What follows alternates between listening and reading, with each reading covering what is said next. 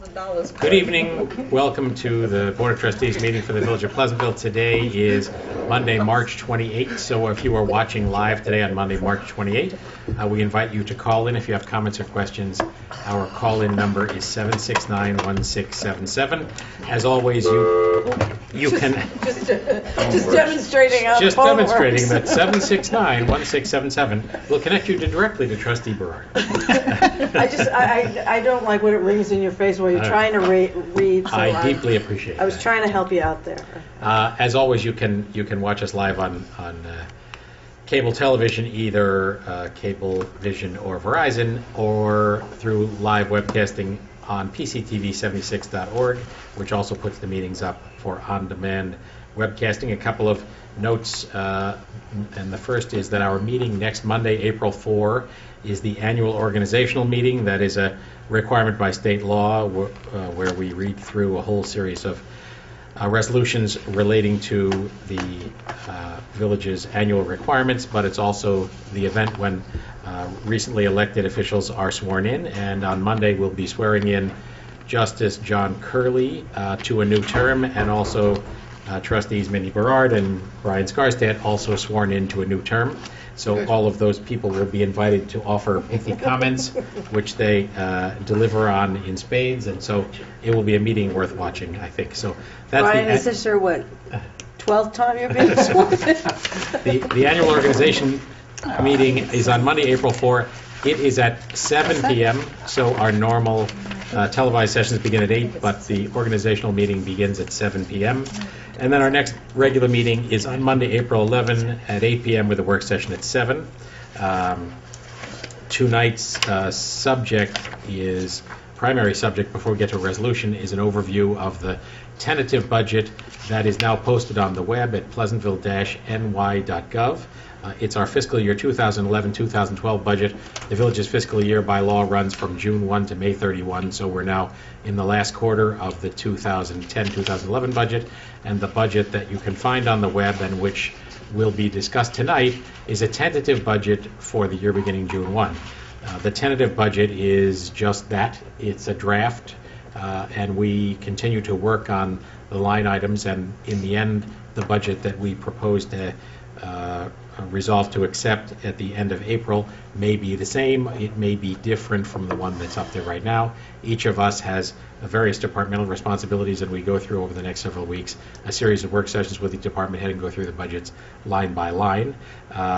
There will also be a public hearing on the budget, which is part of the required process, and that will be on Monday, April 11 at 8 p.m. So on that occasion, any of you who are interested in commenting on the budget can appear. You can call that day at 769-1677, or if you have comments you'd like to be part of the record, you can get them to Village Hall in advance of that, and we can read them into the record as well. So more on that shortly as we invite Patty Dwyer to present the overall budget. I just had a couple of things to comment on, and one was a shout out to all of the people who were involved in the Wizard of Oz at Pleasantville High School.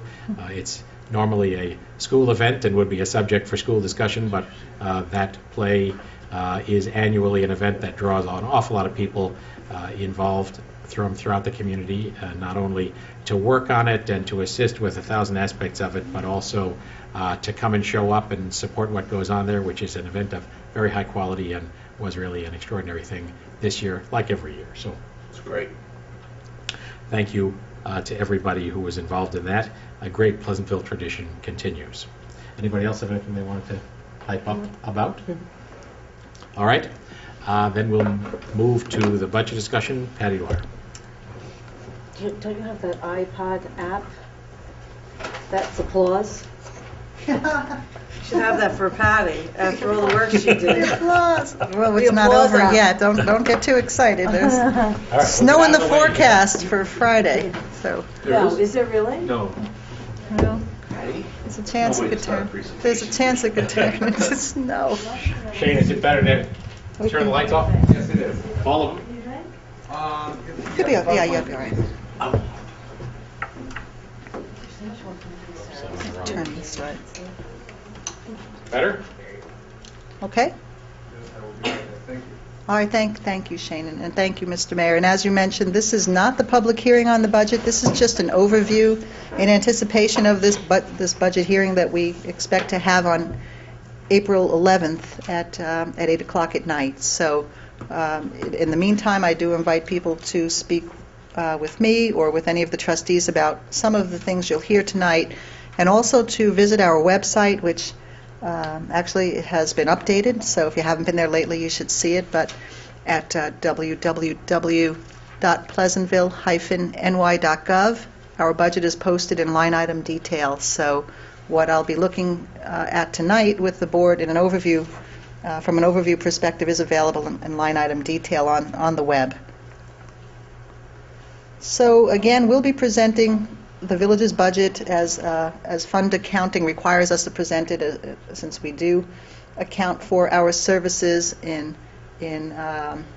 several different funds. The general fund covers the majority of our municipal services, everything from general administration to police to public safety, highway, recreation, community services, and what we call the back of the book obligations such as pension contributions and insurance and employee benefits. What you see here is an overview of our current fiscal year, which, as the mayor pointed out, ends on May 31st. The adopted budget for this current fiscal year being $12.6 million and change, and the tentative budget is proposed for the next fiscal year being just over $13.4 million. And what follows here is a small example of how we're going to meet that budget with respect to taxes, the use of surplus cash, and other fees and charges and other revenues other than taxes and cash that will help meet the $13.4 million obligation. The tentative budget is proposed is anticipating a 3.5% tax rate increase. Approximately 1.5% of that is attributed to an allocation for reserve funds, which I'll speak to, but we've never done before in our operating budgets. If it were not for that, our spending is actually flat compared to our prior fiscal year. Let me just go back here. The other obligation that we have here is to pay a large tertiary refund of $350,000. So when you look at this $13.4 million, $350,000 is attributed to one particular tax refund. $120,000 is attributed to transfers out to reserve accounting. So the year-to-year budget is escalating simply from the cost of health insurance and benefits and no other operating expenses. It just may help explain what's going on there. In terms of general government support, we are looking at, again, over $400,000 in new expenses. That certiorari I mentioned is budgeted in this particular component area of the budget, so $350,000 alone is just for the certiorari. The reserves being another $120,000, you could actually, just by doing the math, roughly come to the conclusion that there's actually been a decrease in the cost of appropriations in all of these particular accounts, if not for those two new expenses. So we've kept the budget in line with respect to overall operations and maintenance cost. But the reserves that are going to be set aside, if the board desires to do this, are for these three purposes: tax stabilization, capital programs, and accrued liabilities. The tentative budget proposes to set aside $40,000 for each of those appropriated reserves. Then moving on to our public safety component of the budget, which also includes building and code enforcement. This budget is showing a decrease of about $150,000. This is due in part to some changes in personnel and administration in the police department that we can anticipate in the next fiscal year.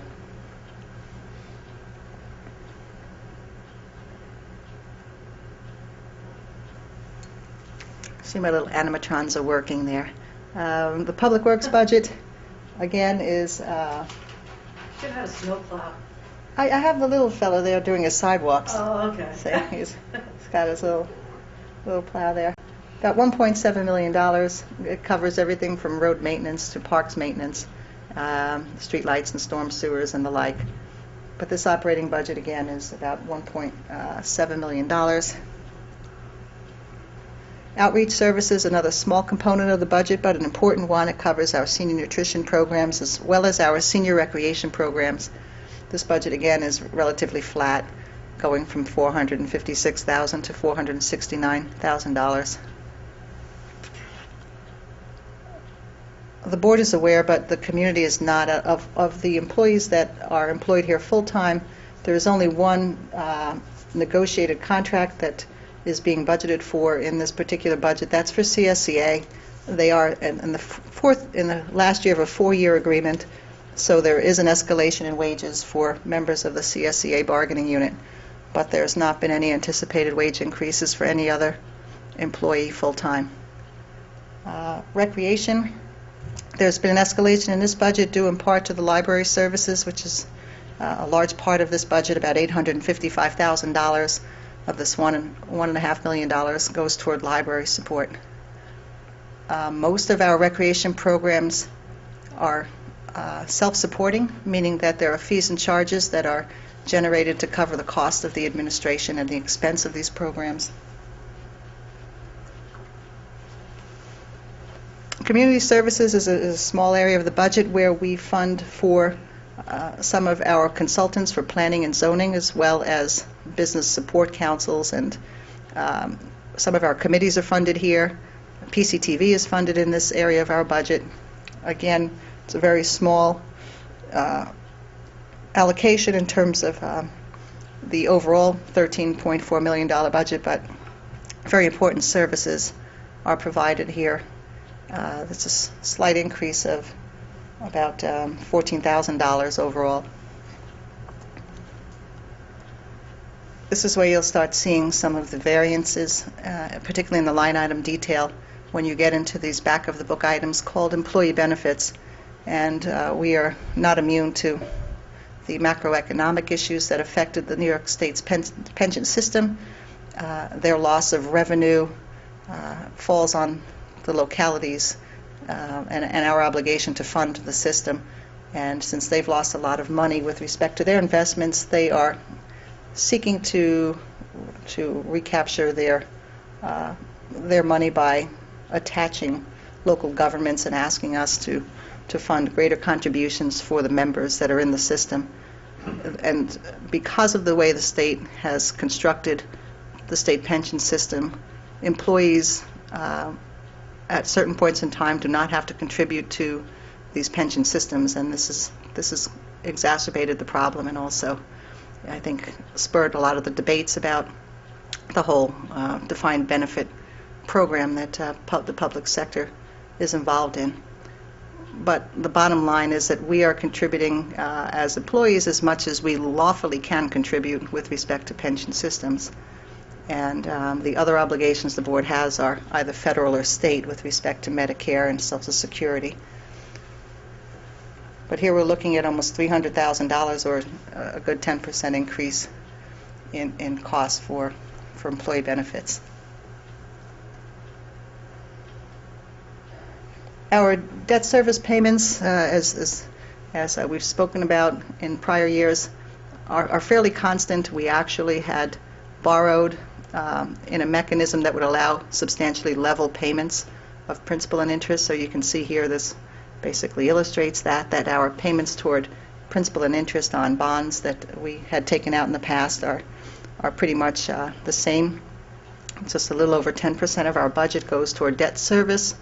Our goals going forward is to replace this type of transfer out of the general fund from to a debt account to a reserve account, so we can self-fund some of our long-term capital improvements, particularly our equipment purchases and other types of assets that have longer life.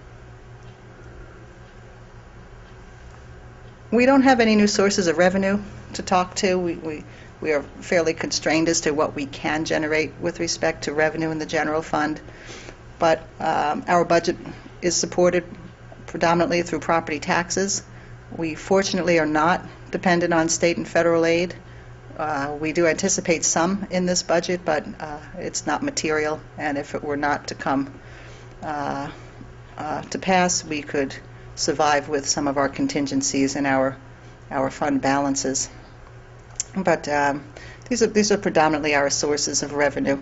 Other than property taxes, there are these pass-through taxes, such as things that we get from the gas companies, electric companies, and telephone companies that operate within the village, and also through Westchester County through a sales tax agreement, and our operating revenues and other types of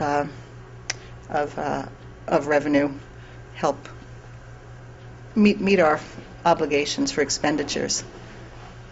In addition to the general fund, the refuse fund is the only other fund that is supported through a tax levy.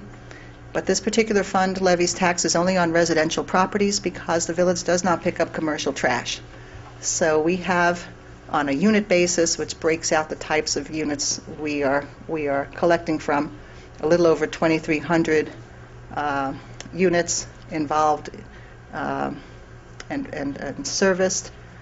The things that the fund is responsible for is the collection of household trash, recyclables, bulk items, and brush and yard waste. The budget in this particular fund is going down, meaning that there will be a decrease in the refuse tax rate. We expect it to decrease about 4.3% over the current year's rate schedule. That is due to some changes we've made after negotiation with the CSEA and in consultation with the village board about some alternative ways of delivering services. We've been able to reduce our expenses and cut our overhead, and this will be evident in the next year going forward. What's also, I think, important to note is that the refuse fund will not need any of its surplus cash this year to meet these objectives to lower the tax rate. So it is sitting on a healthy fund balance, which, again, we should talk about using some of that and setting it aside for reserves for some of the capital needs in the refuse fund, particularly the refuse trucks that are very expensive. But the current rate structure is here, and the proposed rate structure is being shown. Again, it's just a little over 4% decrease, but that is a start, and we're happy for that. The water fund accounts for all of our water rents that are collected. This budget is about $3.3 million budget. There is one additional capital program that will be proposed to be funded in the water fund as we are in consultation with Newcastle and in partnership with Newcastle, and our obligation to that filter plant requires us to contribute about 19% toward any capital improvements that take place up in Newcastle, and we are expecting to have to fund some improvements to the ozone generation systems up there. So we will see another expense with respect to capital, but as far as the operating budget's concerned, we are looking at a slight increase in expenses, again mostly attributed to the back of the book items and the raw cost of water from New York City. We do not anticipate raising water rates this year or any other component of the water bill. This is our current rate structure, and this is the rate structure that we're proposing through fiscal year 2011 and 12.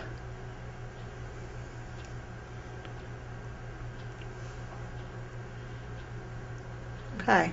We also have a pool fund. There's Mindy Berard there. The season starts right around Memorial Day, runs through Labor Day. Permits are required. We do allow people to bring guests. There's a guest fee. And a lot of this information is available on our website and in our recreation brochure. But this fund is, from a financial perspective, fairly healthy.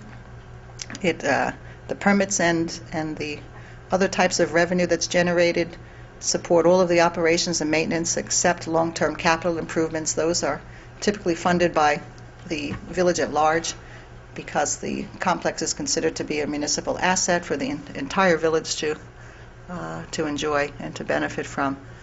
But this fund also has a fund balance that's in a good position. As last year, we have some economic issues that constrain this budget and also present some opportunities for us. We're still in an interest rate environment that does not generate any sufficient amount of earnings on investments, and although we're also benefiting from that, consequently by borrowing at very low historic rates. So, despite the fact we're not earning any money on our investments or on our deposits, it is cheaper to borrow money as well for us to move forward on some of our projects and our capital needs. I think we've seen a leveling off, at least in the current year, from property valuation issues and certiorari's. The tax rate assumption that this budget's based on is essentially that our assessed value of all taxable property is going to remain pretty much stable when compared to last year's tax roll. It's off a slight variation from last year's, but not much at all that would have a material impact on the budget. Less than 1% of the tax rate increase is attributed to a change this year in property valuation. Last year was closer to 5%, if you remember. It was significant. And again, the pension and health care obligations, we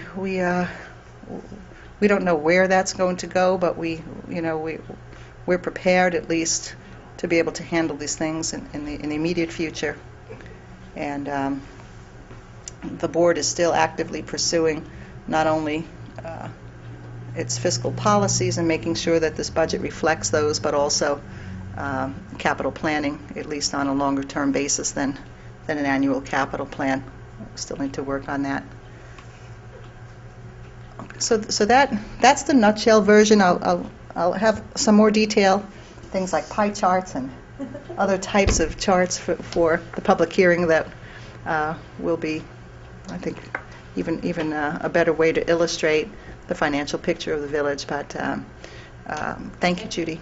I'll close by saying that, in addition to what's presented here with respect to an operating budget, the financial condition of the village is very healthy, and it's due in part to a number of factors. Most importantly, I would suggest that the board has a very good understanding of the issues that confront us, and those things that we can control. We've always managed to be able to do that, and I'm hoping that we can move forward with this particular type of plan, and do so with the community's support, so we can stay with a fairly stable financial condition in the foreseeable future. So if the board has questions tonight, that's fine. I don't expect anybody to call in because this isn't the public hearing, but if you wanted me to put anything else on the record, Well, I just be happy to do that. I just wanted. Oh, sorry. I'll go back to my chair. Thank you.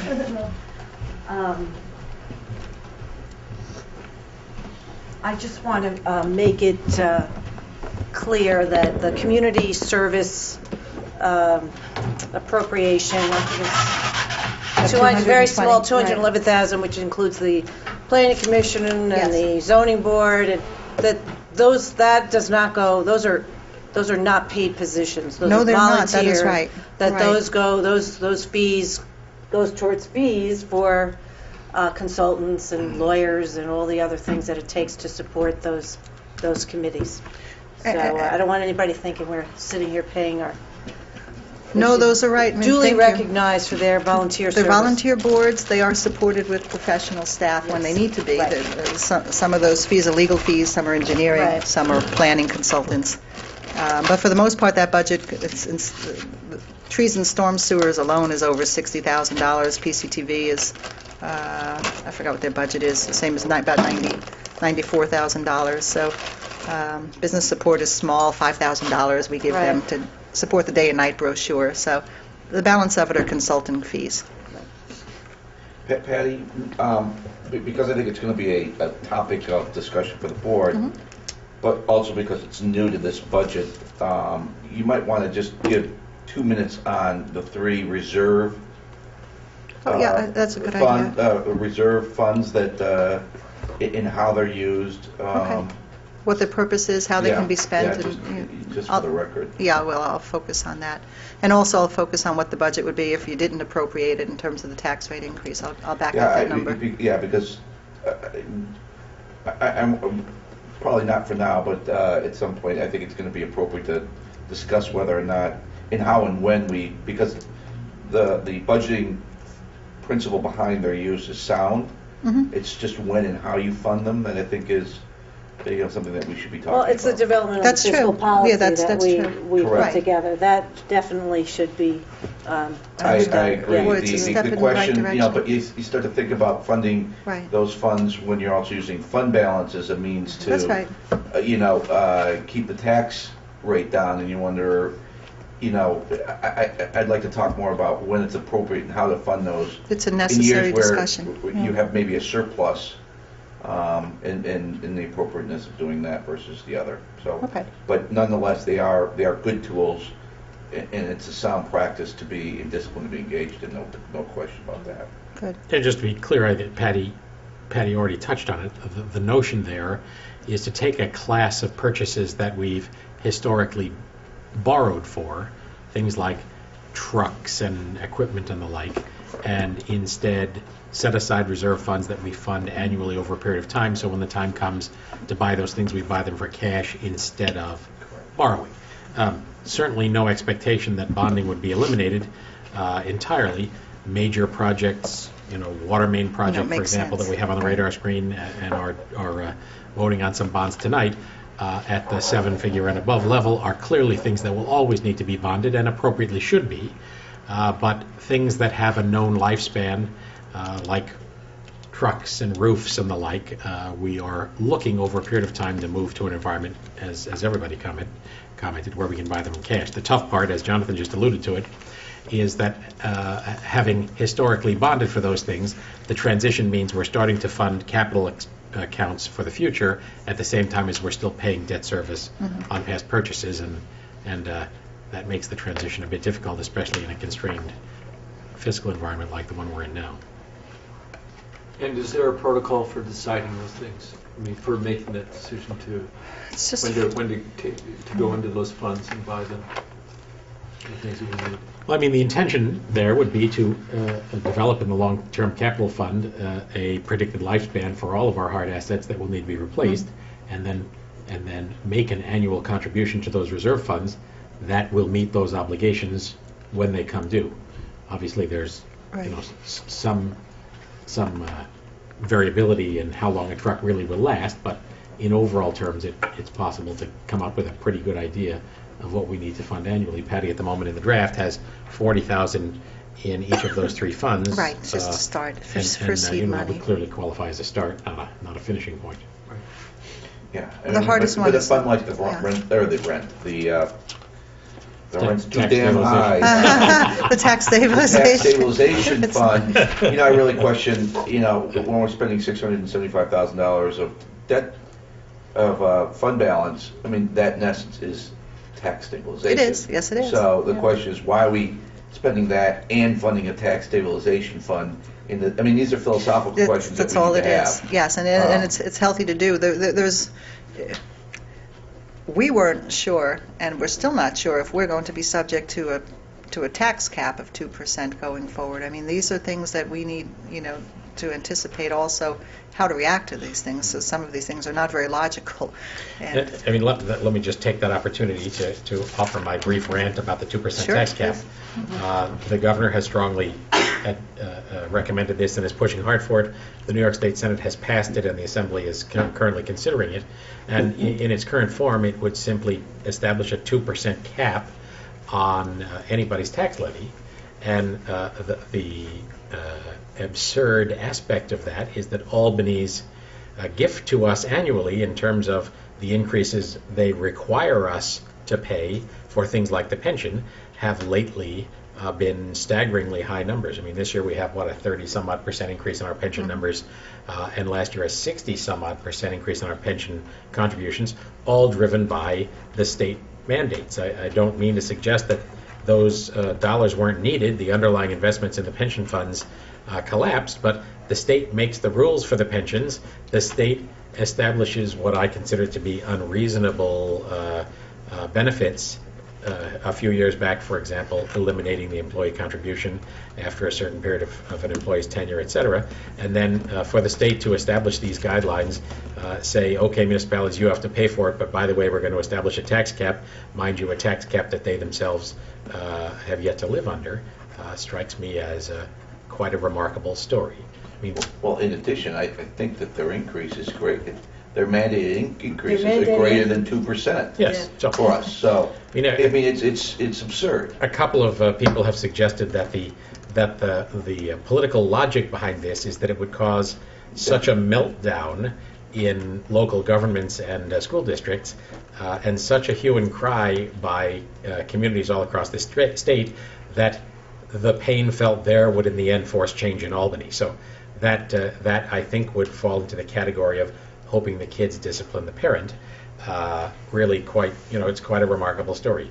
There have been some people that said, okay, a 2% tax cap makes some sense if you establish some set-asides, take out mandates, etc.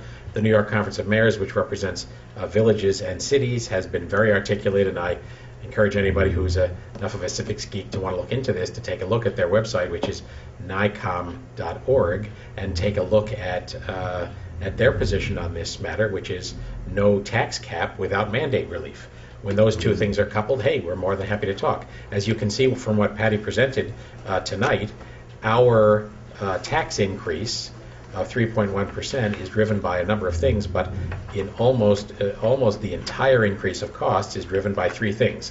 A $350 to $1,000 second payment to Foxwood Condominium for their tax certiorari that we settled with them last year, and a roughly $300,000 increase in our cost of pension benefits paid to our good friends in New York State, as well as our health care obligations, and then $120,000 as discussed, which would be a proposed set aside to these three stabilization funds. So you take those numbers together, and what you've got, $750, $800 and some thousand dollars right there. That essentially makes clear that the Village of Pleasantville budget is flat or below flat, accepting those three items. So obviously, the set aside for the reserve funds is a discretionary choice, and one that we'll talk about, as Jonathan mentioned, in more detail. But it's driven by a set of fiscal policies that the board worked hard on at the budget time last year and adopted shortly thereafter, and which I think all of us consider to be a stake in the ground about the way we ought to live in the future. The other pieces of it are pieces that I wish we could wave away with a magic wand, but we can't. Tax certiorari's are a big part of the economic landscape right now, and if the state isn't aware of that, they need to read the newspaper. So, I mean, a big certiorari settlement in a single community can drive up the budget, as is the case for us, by a large sum of money. Large sum of money. So, 2% tax cap has engendered a useful, good discussion. Nobody on this board, nobody in this village hall is in any way doubting the importance of reducing costs over time. But to do it in that way is simply hard to understand. They're mandating an increase. Crazy business. So.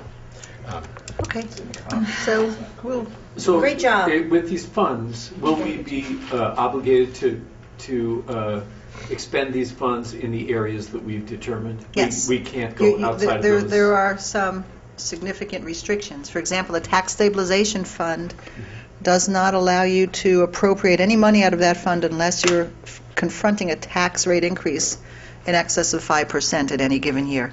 So it can sit for a long time. We haven't seen a 5% tax increase in a long time.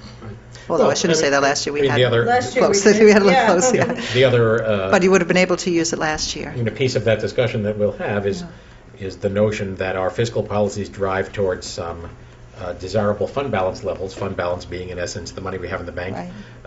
the cushion, the rainy day fund. But once we have hit those targets, if we can fund a tax stabilization fund, that can be the mechanism by which we even out the bad years a little bit.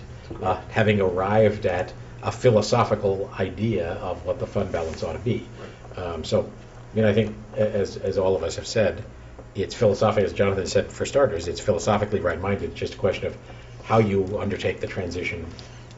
And all of them to a new require way of board doing it. resolutions to expend. Some require, the capital reserve may require a supermajority. It also may be subject to a referendum, a permissive referendum, so the public has time to think about what you're doing and petition if they don't like you spending that money. So there are rules, but they're good rules, in my opinion. They're necessary, so when these things are set aside, they're used for the purposes they're intended to be used for.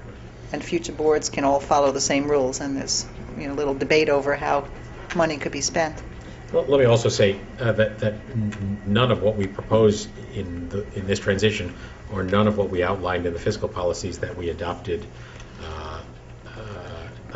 less than a year ago, reflect any criticism of that which came before us. Indeed, quite a number of us have been a party to many boards before us, and we are the inheritors, both as a board and as a community, of sound and stable fiscal management from many generations of Pleasantvilleans. So I think what you're hearing tonight is the discussion of a board and an administrator and a financial staff that are looking at the cost of government in new ways, because we have to look at the cost of government in new ways, in the category of blessings and curses wrapped up together. The economic environment has created the need to look at things somewhat differently, and also created the need to look at things with a little more philosophical rigor, so that we establish some rules for ourselves and then follow them over the long haul. So that's a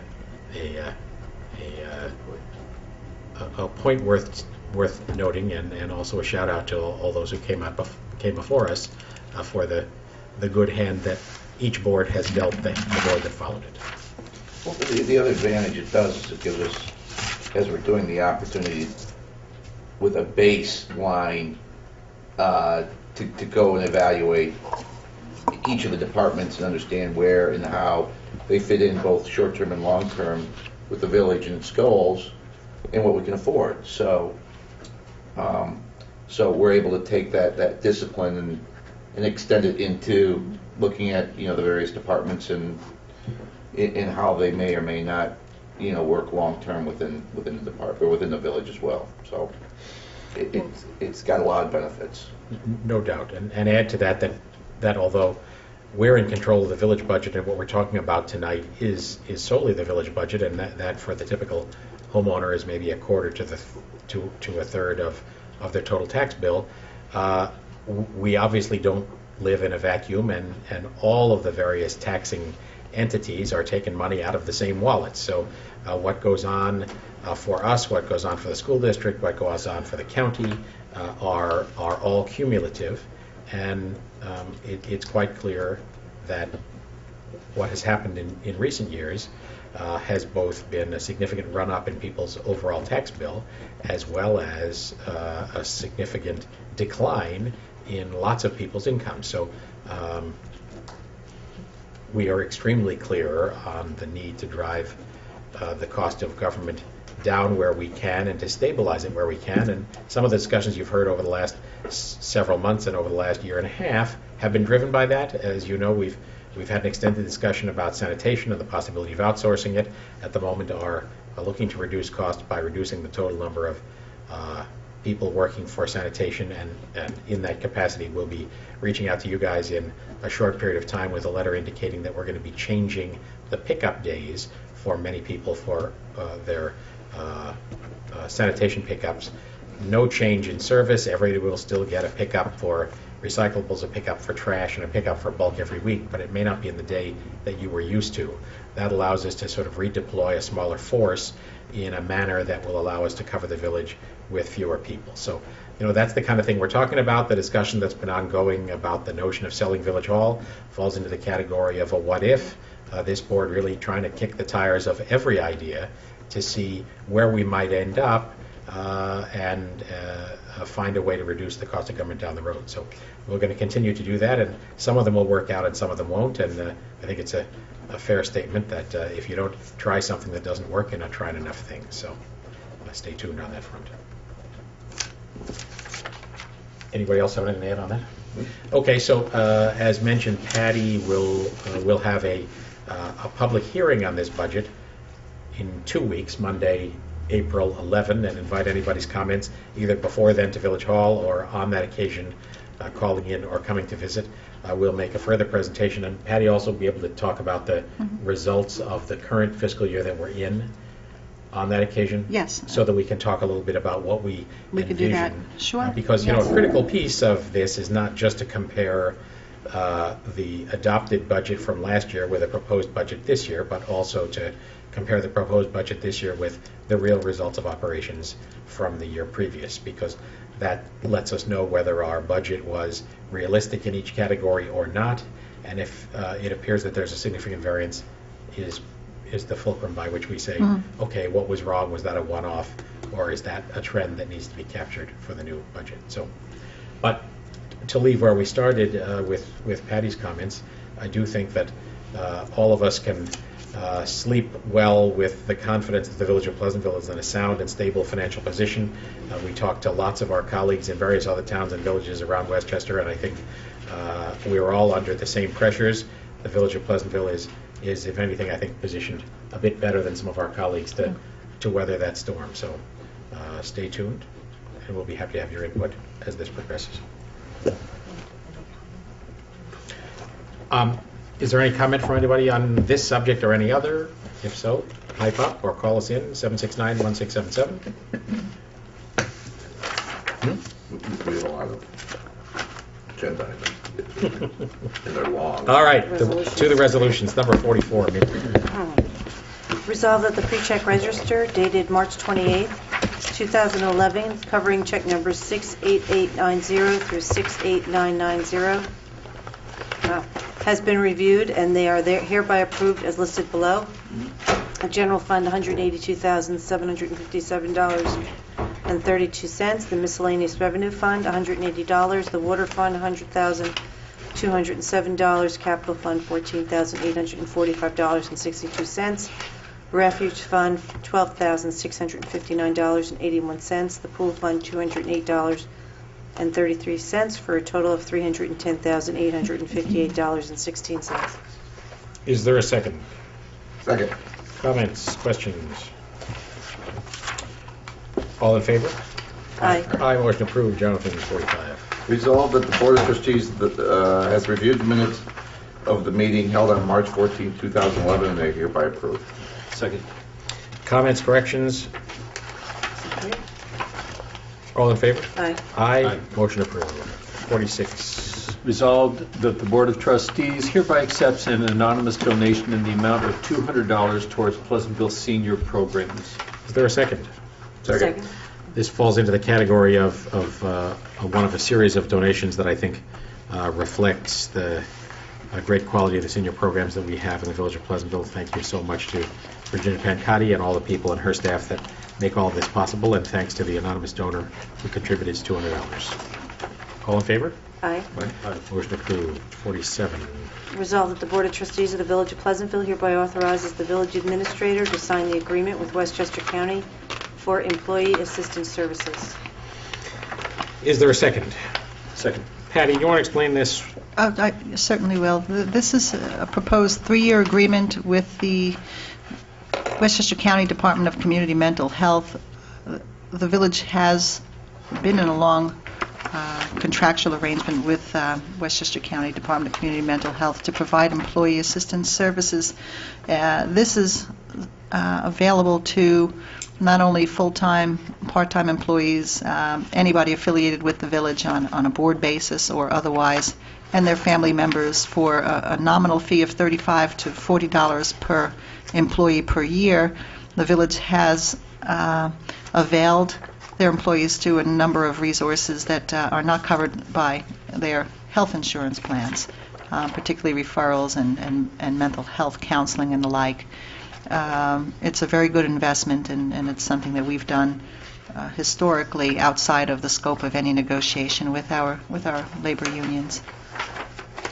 I agree, and at the moment we have 70 employees covered, total $2,450. All in favor? Aye. Aye. Motion approved. Number 48. John. Resolved that the Board of Trustees of the Village of Pleasantville hereby authorizes the village administrator to sign an agreement with Insight Engineering, 3 Garrett Place, Carmel, New York, for the design and construction of documents with respect to curb and sidewalk improvements along Manville Road. Is there a second? Second. Patty, this is the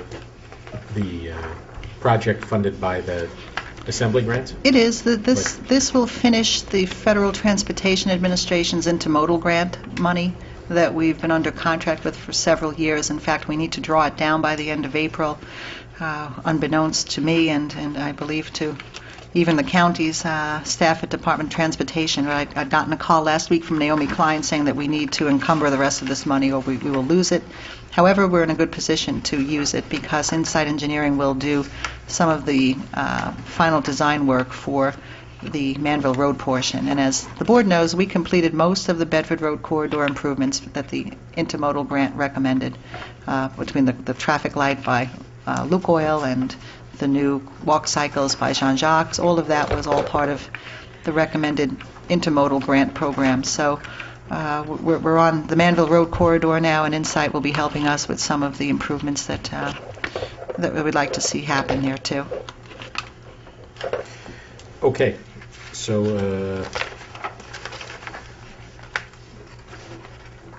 and in the end, we elected Insight over the alternative bid, so, all in favor? Aye. Aye, motion approved. Number 49, Brian. Resolved that the Board of Trustees hereby approves the following budget amendments. This is to appropriate general fund balance to cover sand and salt. We're increasing it, the sand and salt line by $9,112. We're appropriating general fund balance of tax cert Prospero 134 and 326 Marble Avenue, increasing by $3,610 to judgments, contractual services. Then this is to increase revenue and expense for sidewalks, snow, and ice violations and reimbursement. We are taking $8,846 from snow and adding the same amount to a different line, right? Of The snow. Yeah, we're basically raising There's the a lot of budget snow. so we can accept revenue for snow violations that were handed out. Snow job. Right. Also showing increased expense, so that is Yeah, in it just in essence, balances. outside contractors that we hired when people failed to remove snow, Yes, and yeah. then It billed them was to get the an money back. expensive endeavor. It was a tough winter. May I proceed? Yes. Next one, we're appropriating general fund balance to cover legal costs by $58,257 into the law contractual services line. And then a number of changes. Let's see, 265 from Village Hall outside services to assessor outside services, 359 from Village Hall outside services to admin, staff dues and subscriptions, 1,350 from police admin conference to technology equipment, 2,800 from Central Tech software supplies to technology equipment, 3,610 Village Hall outside services, that goes to judgments and claims, 778 from safety inspection sick bonus to sanitary sewer overtime, then $512 from safety inspection sick bonus to garage overtime, 1,388 from day camp special events, that's going to snow overtime, 4,000 from day camp program supplies to leaf collection overtime, 500 from day camp special events also to leaf collection overtime, and finally $2,262 from central technology software support that goes to water administration engineering for a total of $17,824. Is there a second? Second. All in favor? Aye. Motion approved. Mindy, number 50. This is a resolution determining that the installation of a stormwater sewer system in the village of Pleasantville will not have significant effect on the environment. So whereas the Board of Trustees The Village of Pleasantville, Westchester County, New York, proposes to undertake the acquisition, construction, and installation of a stormwater cistern system on Green Meadow Road in the village, including equipment, machinery, or apparatus required in connection therewith. And as stated in the record, this is just for the effect on the environment, or the EAF, and the environmental assessment form that needs to be submitted, right? I'm not reading this whole thing. You don't have to. Is there a second? Second. Thank you. This is a piece of a bigger project that you'll hear about in a moment that involves a new water main that allows us to eliminate the use of one of the oldest water mains in the village, up in the old village. So it would be a new water main that goes up Green Meadow and then down Hayes Hill, and at the same time gives an opportunity to address some stormwater problems on Green Meadow, which is the subject of this The following one. determination. Following one. All in favor? Aye. Aye. Motion approved. 51. This is also a long resolution, but basically it's to allow for or authorize the issuance of $185,000 of serial bonds to finance the installation of SID, storm sewer system. But be it the resolve that the Board of Trustees of the Village of Pleasantville as follows: the village is hereby authorized to acquire, construct, and install the stormwater system on Green Meadow at a maximum cost of $185,000, and to issue an aggregate of $185,000 in serial bonds pursuant to the provisions of local law and finance. The estimated cost is aforesaid objects or purposes, and also subject to the call it 8 other sections here in the record. Is there a second? Second? Excuse me, 12 other sections. All in favor? Aye. Aye. Motion approved. Number 52, Brian. Also, regarding this very same project, determining that the installation of water mains in the Village of Pleasantville constitutes a Type 2 action under the New York State Environmental Quality Review Act, which requires no further environmental review. This is the therefore. Now, therefore, be it resolved by the Board of Trustees. 1, the Board of Trustees hereby determines that the project consists of the replacement, rehabilitation, or reconstruction of a structure or facility in kind on the same site, and therefore constitutes a Type 2 action, which under SECRA and the regulations, in particular 6 NYCRR Section 617.5 C2, will not have a significant effect on the environment. Accordingly, no further action under SECRA is required. Is there a second? Second? All in favor? Aye. Aye. I was going to say, the only clarification is this isn't the sewer main, this is the water main project. Correct. Right. All in favor? There's no sewer main that we're doing. They're all water, it's water main or storm Water and water. storm sewer, right. Storm Storm- sewer, storm- excuse me, storm- storm sewer, the storm one that we water, were talking about before. Right, But it's all connected. right. It's all part of the project. So the, All in favor? oh, I'm sorry. Aye. Okay, number 53. And this is regarding the entire project of the water main, the bond resolution regarding the water main project, which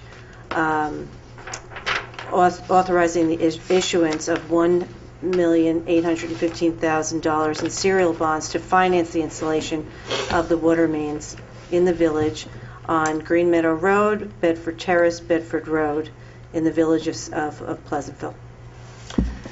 Is there a second? Second. All in favor? Aye. Aye. Motion approved. So Do we want to give a thumbnail sketch of what this is? that set Those of who- resolutions fulfills the requirements of the State Environmental Quality Review Act and also resolves to borrow the money for the project we mentioned, which builds a new water main from Church Street up the first block of Green Meadow to Hayes Hill and then down Hayes Hill to the Old Village.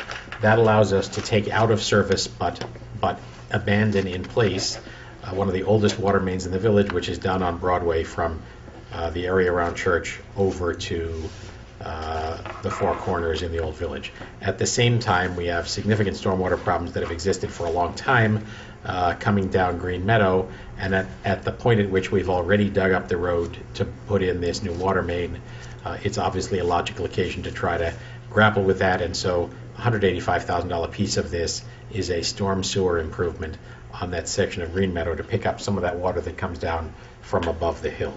So the next step on this process, which we've been talking about for a good long while, will be for it to go out to bid. And Patty, what are we thinking timing-wise? I think we're pretty close to completing design, so Shovels in the ground in the fall? I think contracts would be let Yeah. over the summer, and Right. then, yes, probably mobilizing in the fall. Okay. But it should be noted that this pipe that's being replaced is an asbestos pipe, and also that it was the one that burst, that required that whole road to be open 3 Decembers ago? Right. Or 2? 2, I guess. That's- Without question, this is the last piece of our major rehabilitation of our water mains. Happy that it's the last piece, sad that it's as big a piece as it is. But Well, we had concrete lined a lot of pipes, Yeah. and this is the one we That we didn't do. well, it's not suited to it. You can't. Right, you Right. can't, you have to Because it's replace enough. it. old and Right. asbestos. Right, so there you have it. There you Okay, have it, number 54, John. Jonathan. Huh? Resolved that the Board of Trustees of the Village of Pleasantville hereby approves the setting the public hearing for the fiscal year 2011-12 tentative village budget for Monday, April 11th, 2011 at 8 p.m. Is there a second? Second? All right, we've said this enough times tonight that you'll never forget. All in favor? Aye. Motion approved. Brian, number Haven't 55. I done more than everyone else? That's I think because Seen that? No. Yeah, that's you've been very because busy we tonight. depend on you in that way. This is authorizing sale of surplus property right-of-way on 59 Marble Avenue. Whereas, I'll read some of this, Village Law, Section 102, parentheses 1, authorizes the village to sell and convey real and personal property as the purposes of the corporation may require provided said parcel of village real property is no longer needed for village purposes, and whereas the Board of Trustees of the Village of Pleasantville has determined that a portion of right-of-way fronting 59 Marble Avenue, more particularly described on the attached survey, is in fact surplus property, no longer needed for municipal purposes. Now therefore be it resolved that the Board of Trustees of the Village of Pleasantville hereby authorizes the sale of said property to PNMPV Realty, 59 Marble Avenue, Pleasantville, New York, for $8,500. Said price reflecting $7,500 for the land and $1,000 for expenses related to this transaction. Is there a second? Second? This is a strip of land on Marble Avenue at the corner of Paulding Street, which is a narrow strip of land at the site that is the former Patain Auto Body site and is now the site of the new Mangiare restaurant that is being built right now. Mangiare was interested in acquiring this narrow strip of land that's between their building and the sidewalk, and it is a piece of property that we have no use for and are therefore selling to them for $8,500 as described. All in favor? Aye. Aye. Motion approved. I sort of hate it that this isn't Brian's, but So do I'll I. take it. Oh, Resolved that the Board of Trustees of the Village of Pleasantville hereby approves the agreement with the SPCA to provide shelter for seized, stray, and homeless dogs and cats at a monthly cost of $398.19. That's almost $4,800 a year, if we That's about right. figure that out. is there a second? Second? This has been a subject of extended discussion over whether this is an appropriate sum of money to pay or not, but we do need some place for seized, stray, and homeless animals, and as of the moment, This would be a month-to-month contract, Patty? Yes, but we owe them some months. We Some haven't back paid. months, Right. because when We they haven't initially paid. had it on, Yes. Brian didn't approve it because it was $4,800. Right, and So now just they so broke that it people down know- monthly, so maybe that he can Just so that nothing. everyone knows, I'm a big advocate of. Oh, no, you of hate dogs children cats. and animals. It's known fact. As long as we're going through a budget and really being careful about every expense. Yes. I maintain that we don't pick up any stray dogs and cats in this village, maybe a half a dozen. So if we divide, let's say, 6 into 4,800, turns out that's $800 a dog and a cat. These are just, back of the napkin. Is this a mandated service we have to have from the village? Not necessarily with this shelter, but you do have to have a shelter arrangement if you're licensing dogs.